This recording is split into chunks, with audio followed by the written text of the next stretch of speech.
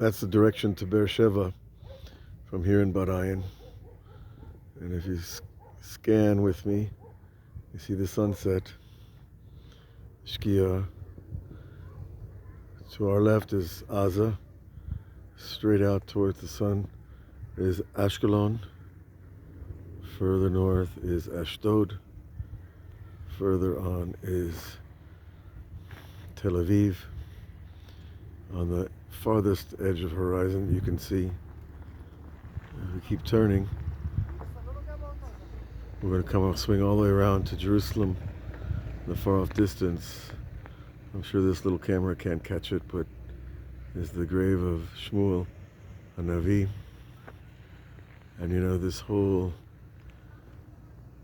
view is probably about 100 kilometers long, at least.